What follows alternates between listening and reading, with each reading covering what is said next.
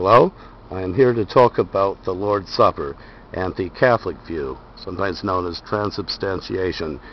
Now, the Catholic view says that when the Lord's Supper is properly performed, the bread and wine are transformed into Christ's flesh and blood. And this is basically what somebody would get if they took a literal view of Christ's words at the Last Supper, where he picked up the bread and the wine and said, "This is my flesh and blood," and he told his apostles to eat these things that had been bread and wine. Now, some people say that the bread and wine are just symbols of Christ's flesh and blood, but there's no Bible there saying that they were just symbols. Also, when Christ referred to himself as a shepherd or a vine, he didn't point to a physical shepherd or vine, and thus there was no shepherd or vine that could have been transformed into Christ. By contrast, when Christ referred to himself as the bread of life, he went beyond that. In fact, the bread of life discourse was not at the Last Supper, it was sometime earlier. But when Christ got to the Last Supper, he picked up the physical piece of bread and the physical wine and identified these with his body and flesh. Or his body and blood, his flesh and blood. It can be confusing there, because sometimes the word flesh and the word body can be used interchangeably. But anyway, he picked up the physical bread and wine and said that these were his flesh and blood, and thus we see that it's different from these cases where he referred to himself as a vine, or referred to himself as a temple, or referred to himself as a shepherd or a door, things like that, because in those cases it was clear that he wasn't motioning to the physical object and identifying it with his body. He was referring to the fact that he was like a vine.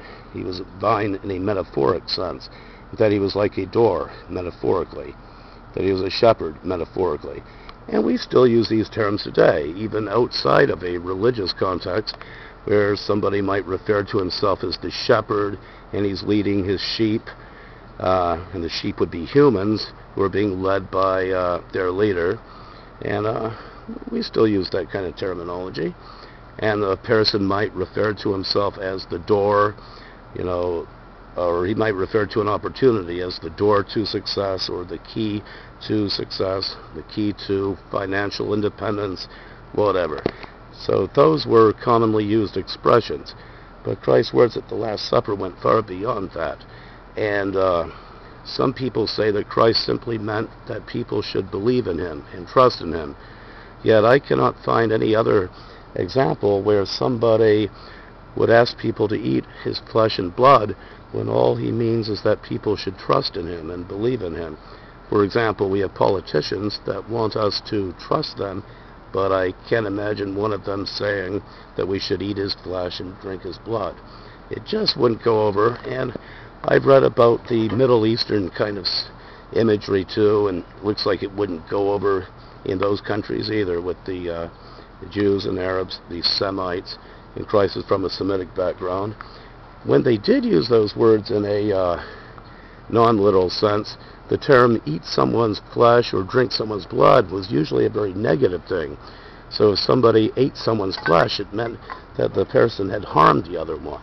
And that couldn't have been what Christ had meant. He wasn't asking people to harm him by eating his flesh, drinking his blood.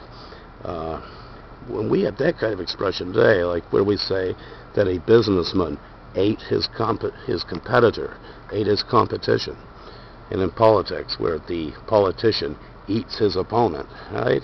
So Christ couldn't have meant that sort of thing.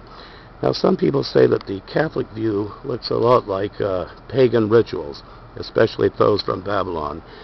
And I have to admit, it does look a lot like some of the things that I've heard that various pagans did, but it also looks a lot like the biblical passages where Christ talked about the Last Supper and mentioned that it was supposed to continue on from among Christians, not just a one-time event. And I prefer to take Christ's words literally, except when it's impossible to do so. And it's not impossible to take Christ's words literally in regard to the Lord's Supper. Also, if a Bible verse specifically says that Christ's words were not to be taken literally, then I would recommend not taking them literally. But here we cannot find a verse that specifically says that these words were not to be taken literally. Now, there is something where Christ says that the Spirit is the important thing and that the flesh profits nothing. And some people use that to say that Christ's flesh in the form of bread is immaterial and that it doesn't matter. That they claim that Christ was talking about his flesh when he said that the flesh profits nothing.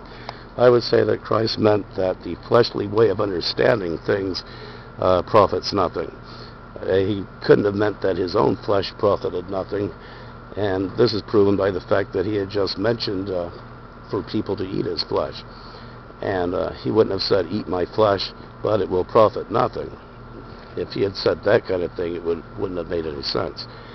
And trying to think, I'm just out here killing time while I'm waiting for some shrubbery to finish clearing up. Yeah, that's about summary of the Lord's Supper. And the word Eucharist, it's kind of a fancy word. It's not in the Bible, but when we use it, I forget exactly.